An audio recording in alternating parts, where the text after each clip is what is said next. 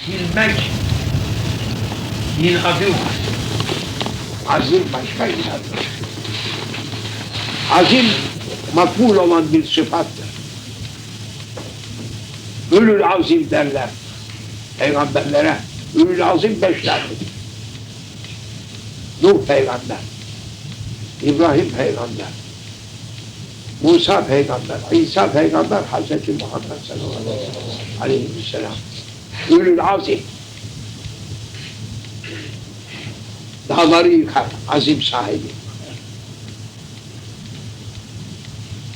Onun için makbul olan haslettir.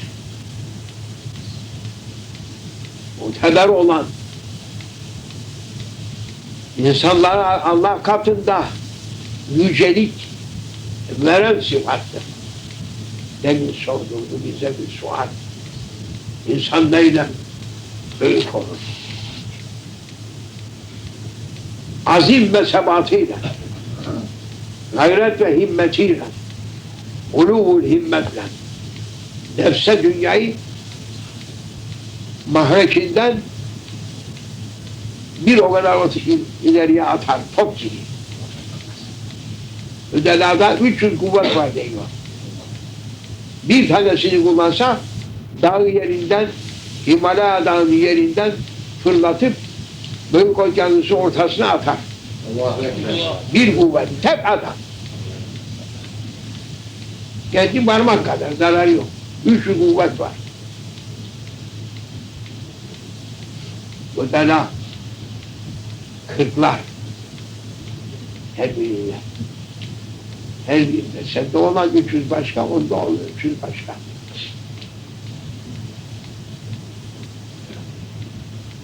Neyle büyüklük haber insan?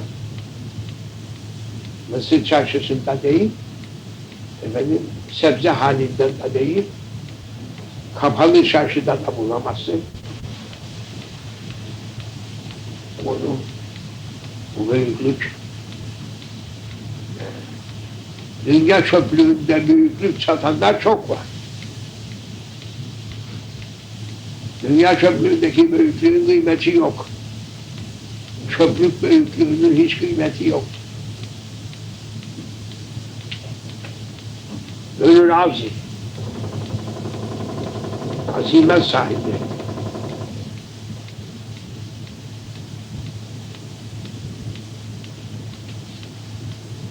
İnatları var.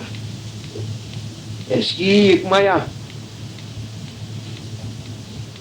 eskiyi bırakmamaya, izini kaybettirmeye.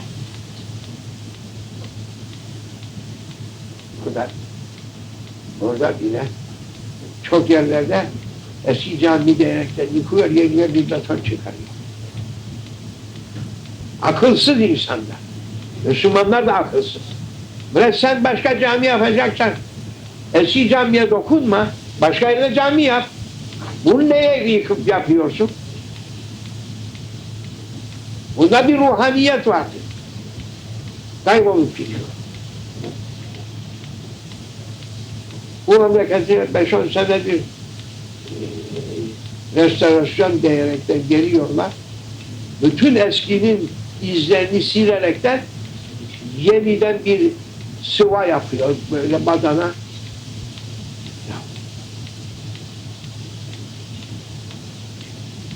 Bu kaba sabah Vehhabilerin Necid'deki çölün içinde yaşayan sanattan efendim bir haber şuursuz kavmin efendim kafası düz kafalarıyla hareket eden Vehhabilerin takıntısı bu. Camilerin hiçbir şey olmayacak. Bu ne dedim, camiler hangar mı be? Levhasız cami mi olur?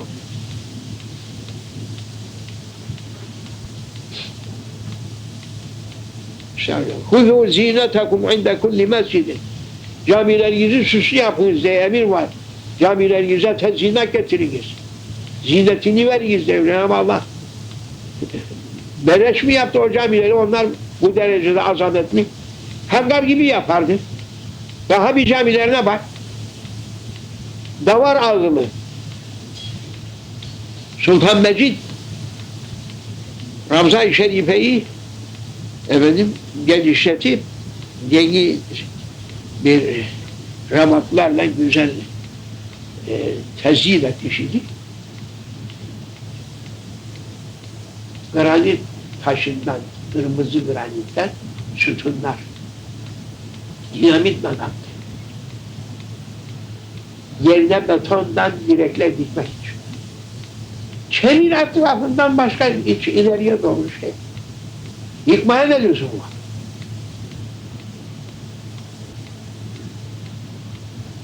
Evet. Mecidiye kapısı vardı. O kapıdan dışarı çıkarken Erzurum Esami Hazretleri tabii o zaman Mecidiye kapısı yok ama Mecidiye kapısı Poyraz'ına düşer. Bize göre. Böyle bu cihazda Mecidiye kapısının tam karşısında olan kapıydı. O taraftan çıkarken bakmış şeytan duruyor. Elleri, buraları böyle omuzlarında bir sürü yular var. Yulara ne dersiniz siz? Evet. Böyle bakmış. Ne bekliyorsun burada demiş. Adamları bekliyor içeride benim de yok. Bizim adamlar içeridedir. Yularlayıp da bineceğim diyormuşlarına.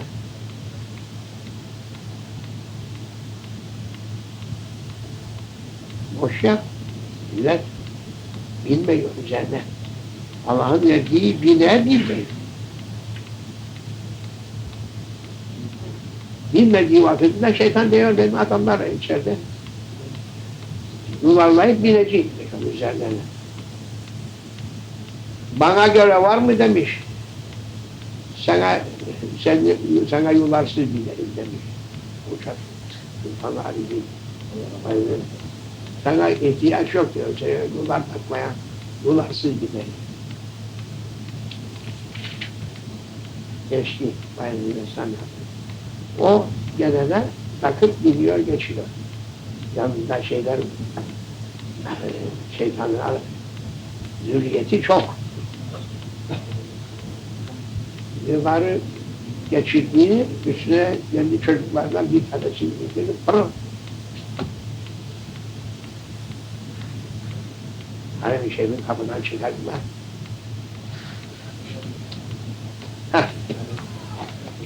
Bindirdi. Hemen bindi. Nefes etmez. Yak diyor bir tane. Yak dedi mi? Yuları taktı demek. Kim tütün yakarsa hemen yuları takıyor, biniyor üzerine. Hadi kardeşim, ne içeride geç kaldın bu kadar beni beklettin. Ya o işi uzattılar da içeride çıkamadık ya. Kalabalıktan geç kaldık, bir parçam pazarı yok ya.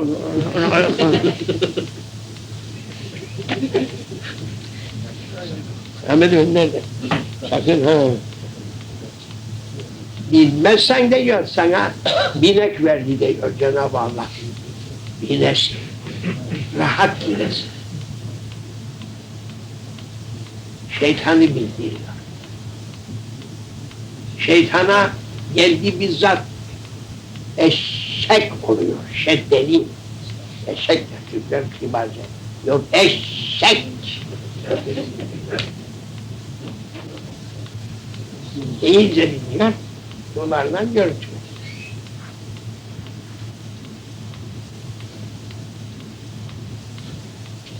Allah ya Rabbi.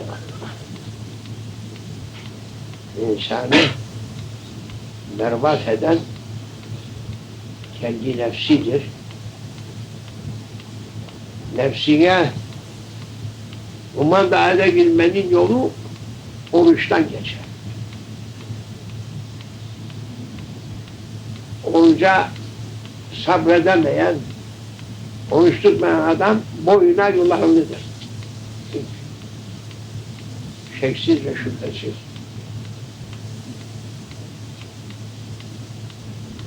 Bayezid Hasan Hazretleri geçti. Bir gün diyor, Vadil Akik diye Medine-i Münevvere'nin deresi var. Akik deresi. Yağmur olduğunda kuvvetli o dere gelir.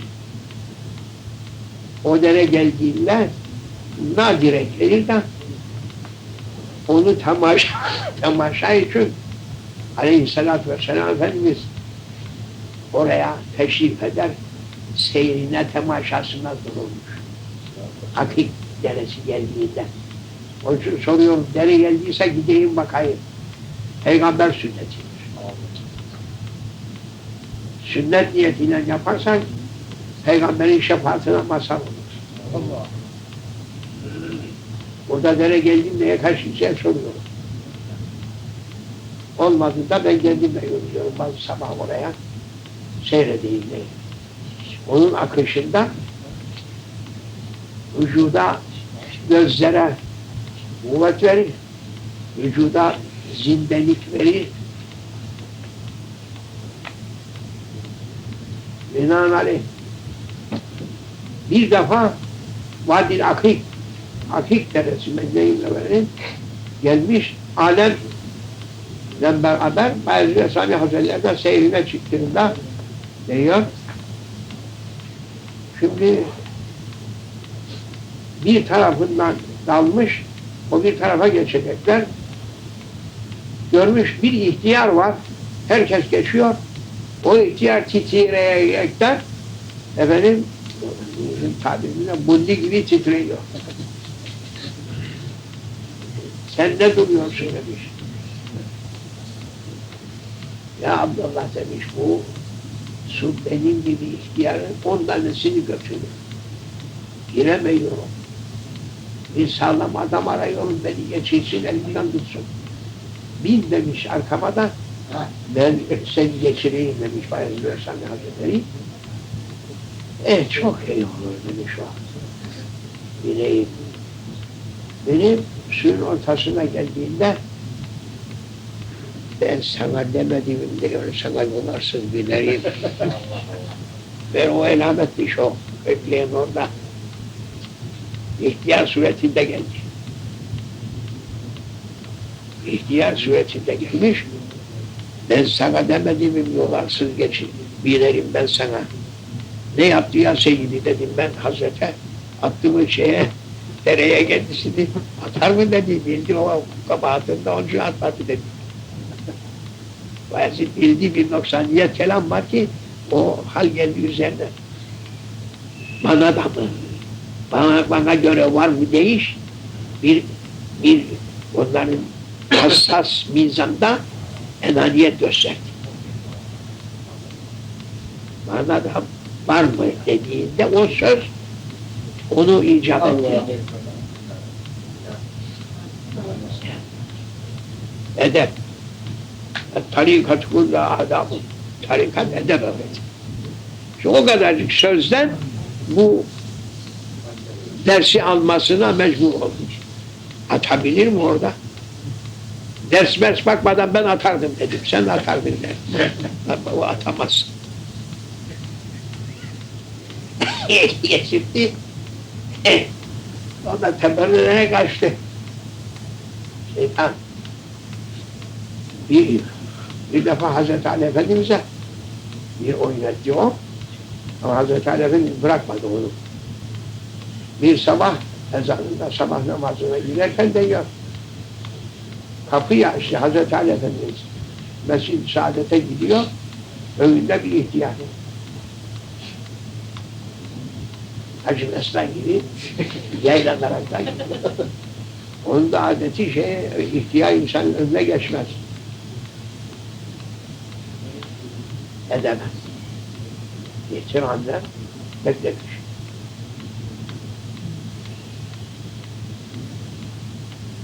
Bakıyor Hazreti Ali geliyor mu? Geliyor. Daha yavaş. Daha yavaş. Ta Mescid-i Saadet'in kapısına geldi. Efendim, onu sahabeden biri zannediyor, yaşlı başlı mescide giriyor. Bu tarafa saptığında içeride Semi Allahu limen hamide diye Peygamber-i Zişan uykudan doğrulduğunu işitti, baktı o Kabihül Vecih olan şeytan onu oyaladı ki yetişmesin peygamberle namaza diyerek. Oraya buraya demeden ensesinden tutup oraya koymuş, üstüne de bir değirmen taşı getirip güzel bastırmış onu. Kaçmasın. Çekildi. Namazı kıldıktan sonra dışarı çıktığında Aleyhisselam baktı ki o harman yerinden orasını böyle döne döne zehirlerin etrafında hayvan dönüyor, haşa onu döne döne ortalığı berbat etmiş.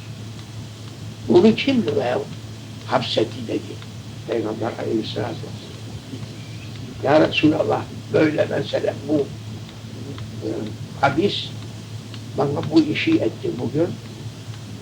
Bir rekatı kaybettirdi. Onun için bunu burada ila yevmül kıyamete kadar hapsedeceğim, bağlayacağım, tutmuşsunlar kendine, taşlasınlar denildiler. Yani doğru, doğru, çok güzel ama ümmetlerime kutlu tarik olma. Ümmetlerimin yolunu kesme. Onu hapsedecek olsa ben senden evvel kuvvetim var hapsetmeye. Bir tane değil, 1000 taneyle hapsederim.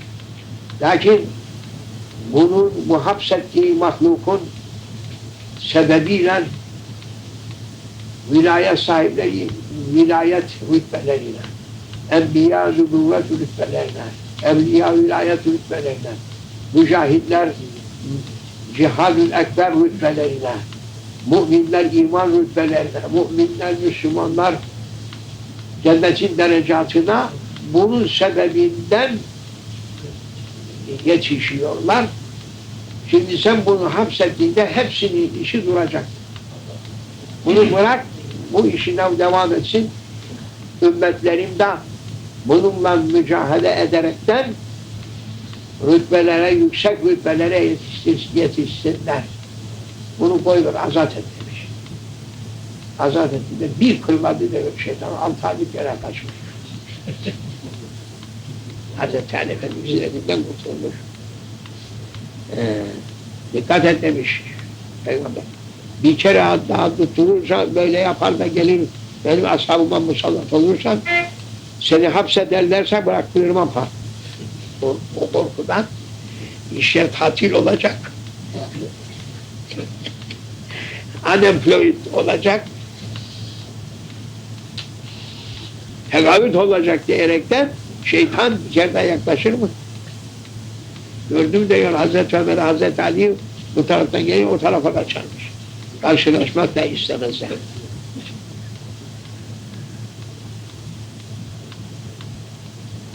Sahabe-i kiram aleyhim rıdvan Hazretleri hasılı kelam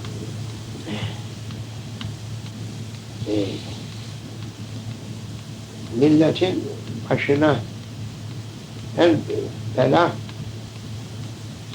sığamıyoruz dünyaya. O kadar büyük gösteriyor, bize üfürüyor şeytan. Allah fırsat vermesin bize üfürmeye. Uzak etsin. Yani insan da uyanık olur. Hemencecik takar şeyi üfürmeye başlar. Bak, ufacık şey, bana da var mı demiş. O sözden üfürdü, benlik verdi. Benlik bu.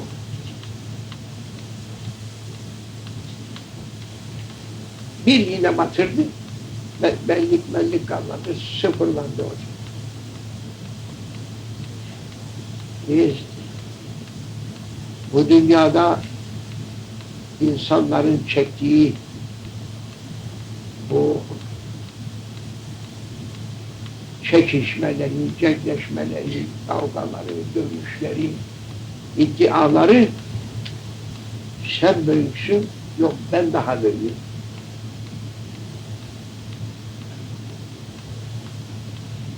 Ben senden fazlayım. Ben senden büyüğüm. Ben senden daha şerefli. Ben kendi benliğini besleyerekten, büyüterekten, şeytandan üfürerekten dünya sığmaz oluyor her birimizi. Halbuki herkes kendi hacmine ense, kendi hacmine ense herkes, dünya şimdiki nüfusunun 10 defasını barındırır. Kimse hacmine razı olmuyor. Yani benim çok düşük bu. Olmaz. Ben diyorum, bu kadar düşük mü? Şeytan, o dev aynasında var, onun dev aynası var, ona baktırıyor. Kardeşim diyor, senin aslın böyledir. Tarafa bakar. Çok ufaksın, çok ufaksın. Bir şey düşünmek. Yok, böyle değilsin, sen böylesin. Ya, asıl hacmin senin budur. Lakin senin kolundan adını kesiyorlar da böyle ufacıcık minyatür kalıyor. Minyatür değil senin işin. Sen dev aynasında göründüğün gibi senin asıl bu aynadaki gibi. Nasıl yapayım öyle olmak için? Bunu yap, bunu yap, bunu yap. Bu lefke kaç dev sığacak? Kıbrıs adası 40-50 taneye çok. Efendim, az gelecek. 5-10 tane onlar da tepişecek. Bir tane kalacak. Bir tane kaldığında ne yapalım? Dar bir yerde kaldık biz. Bize göre değil bu orası ama başka taraftaki devlerden bize sıra gelmez. Nasıl sıra gelmez? Onlar senden daha ahım şahım mı? Güzelleniyor. Birkaçını depele, daha büyüyesin. Onlar daha ötekileri depeleye birbirlerine milleti tepelenir. Devler kalıyor. Suretleri dev. Hakikatlerde karınca gibi de değiller.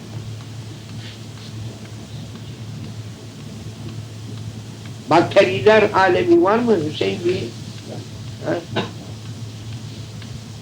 Bakterilerin şuuru var mı?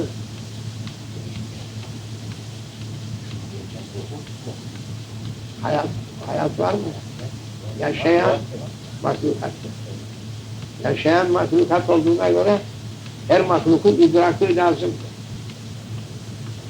İdrak bulunması lazım ki Cenab-ı Allah'ı tesbih ederler.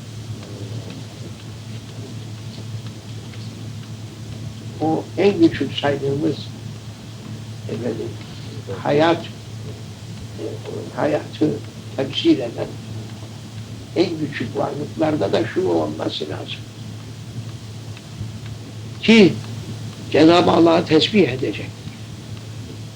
Kendi yaratıcısını tanımayan, yaratılmış hiçbir mahluk yok. Hepsinin şuuru var. Gafil olamaz. Kendini yaratandan gafil olursa tesbih edemez. Tesbihi var, hepsinin madem şuuru var. Şuuru yetişir Allah'a olan şuuru. Anit insandan madası. İnat üzerine duran insandan mada. Her şey Cenab-ı Hakk'ın varlığının şuuru içerisinde ve taziminde ve tesbihinde. En küçük varlıklar. Bizim cansız saydıklarımız başka. Cansız saydıklarımızın da şuuru var.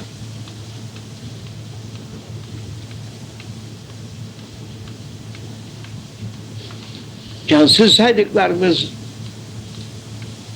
zerrelerdir. Bize göre hayatiyet gösteren bizim anladığımız manada nebatat, hayvanat sınıfıdır.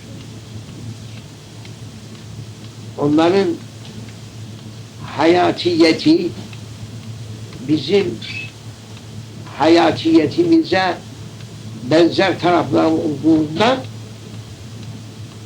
onların Cenab-ı Hakk'a şuur üzerine olmaları bize yakın geliyor.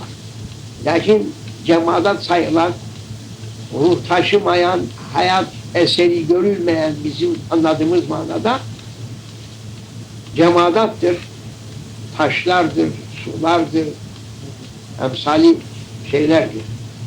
Onlarda da şuur var. Kendini yaratana şuur var. Ve o şuur ile onlar Cenab-ı Hakk'ı tesbih eder. Bu söz üzerine o bizim Doğan Bey söyledi ya geçen gece. Siz hazır mıydınız? Evet. Ya Koşa'da. Doğan Bey ki Rus alimleri molekül seviyesinde olan maddenin ses ve ışık tesirinde hareket ettiklerini tespit etmişler. Şaşırt kalmışlar. Ki ses tesbihlerinindir. Tesbihlerinin sesidir ki bizim anlamamıza imkan yok. Yaratıcı kabul ediyor onların tesbihini. Tesbihine göre de nur veriyor ki ışık dediği nurdur. Nurla takviye alıyor. Nurla Cenab-ı Hakk'ı tesbih ediyor. Molekül düzeyinde diyor bir hakikate tespit etmiş. Rus'taki alimler ve taaccüpte kalmışlar ziyadesiyle ki materyalizmi kökünden yıkan bir buluş diyor bu. Ve Cenab-ı Allah onu subhanallah küfrün daniskası olan, merkezi olan yerde gösteriyor. Çünkü komünistlik zahirde yıkıldı da batında daha işleyip ateşi sönmeyen bir ocak gibi çalışırken şimdi onu söndürmeye. Allah fikrini onun fikir değil, Allah hakikatini kabul etmemekte bu sırf onların kendi prensipleri. Allahsız bir alemdir onların inançları, hayvanların, haydutların. Allahsız alem. Bırak Allahsız alem ne olur? Şeytanla dolu alem olur. Her şey. Oradan veriyor o hakikati. Ne yoldan verdiyse Cenab-ı Allah o kapıyı açtı gösterdi kendilerine ki molekül düzeyinde ses ve ışıkla moleküller hareket eder. Hayatta. O da estağfirullah bir şey illa yüselliyor bihamdi. Velakin la tefkahûne tesbihâhu. Hiçbir şey yoktur ki Cenab-ı Hakk'ı kendisini yaratanı tesbih etmiş olmasın. Lakin siz onların tesbihini anlayamazsınız. Ses gelin, sesle ne dediğini anlayamaz.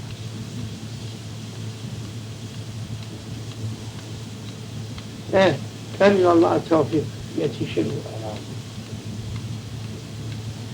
Şey mi? Bu da bir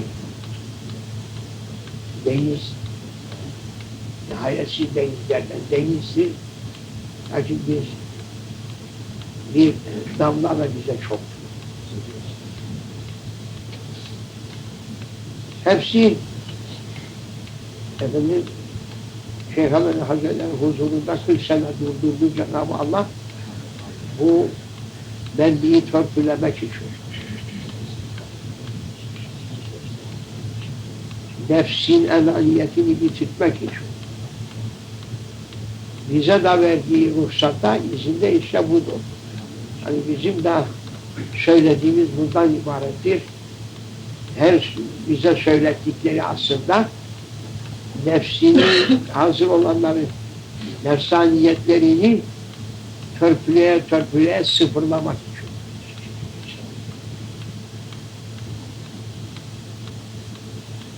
kendi suri varlığını vereceksin.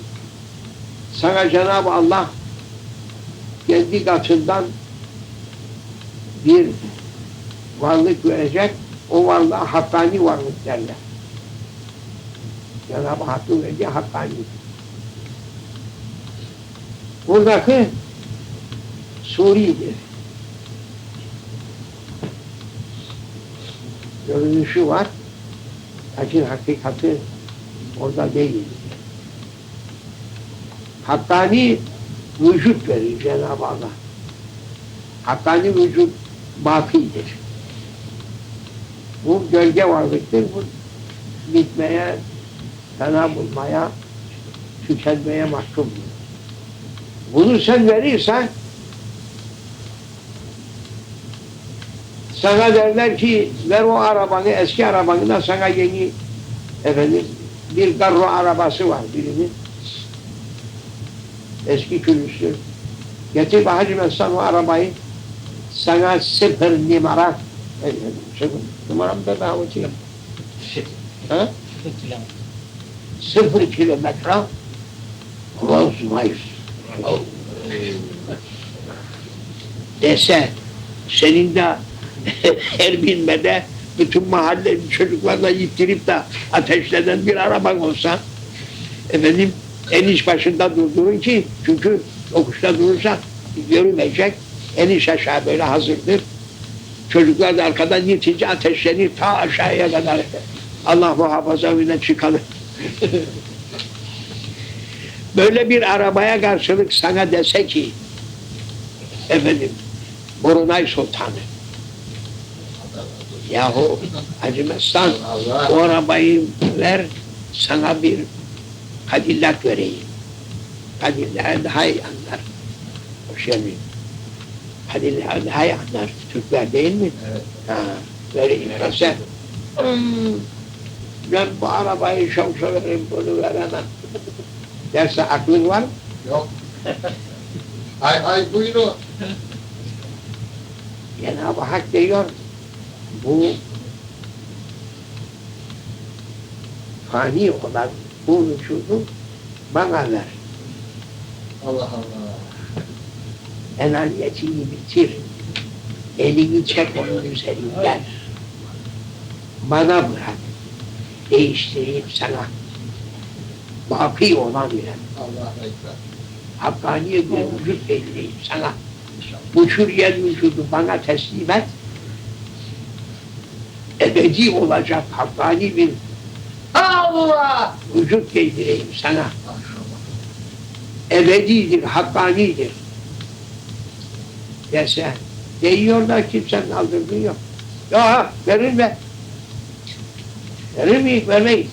Çünkü bu antikadır diyecek. Çünkü pahalı satır. Kör edecek. Ha pahalı satır. 5 para o senin vücuda kıymet verseler kimse ölüsünün mezarlığa defnetmeyecek değil. Belki zahirde defnedecek, sonra pazarlık yapacağı şeyden ölü ceset alıcıdan kilosuyla bu kadar 5 kuruş şimdi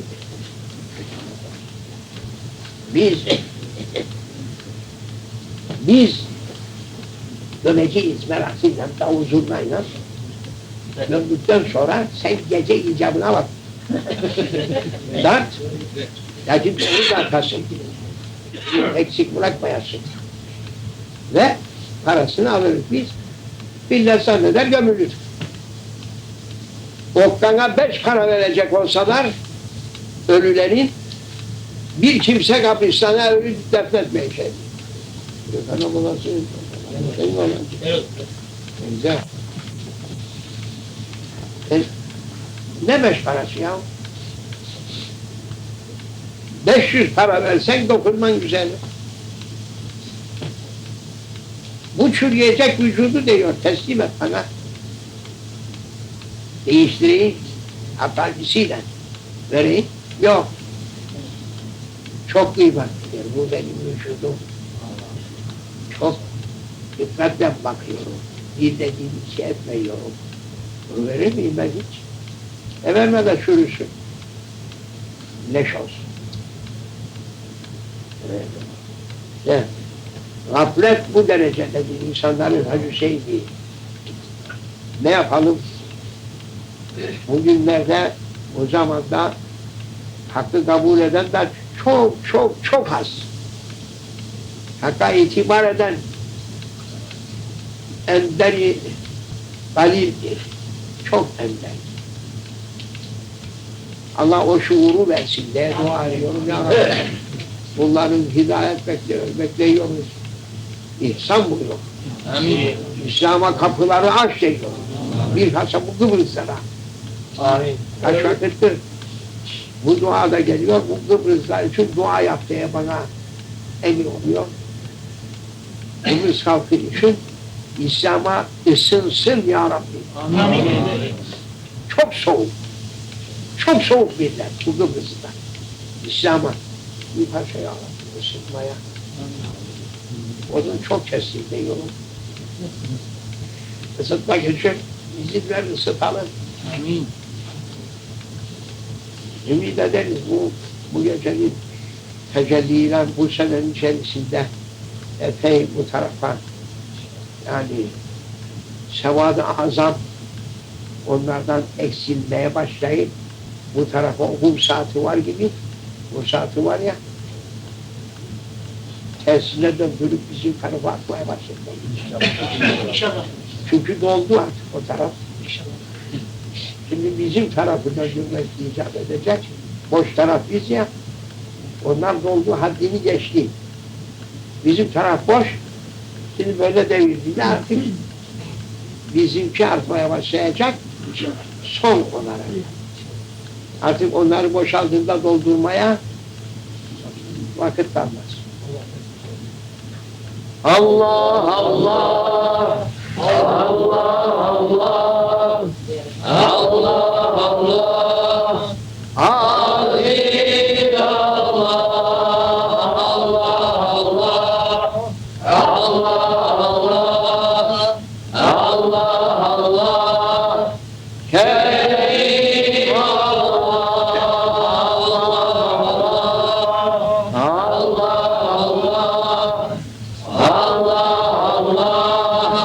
Subhanallah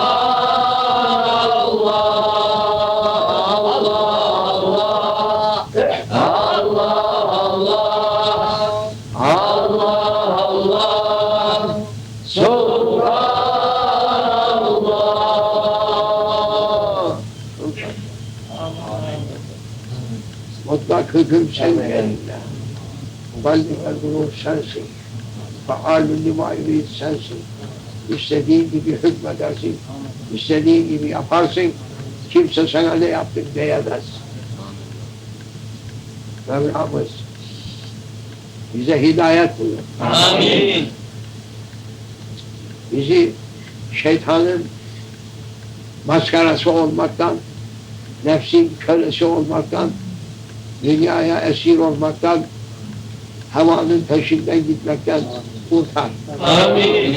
Halis kulluğunu şereflendir. Amin. Hürmetil Habib, hürmetil Fatih.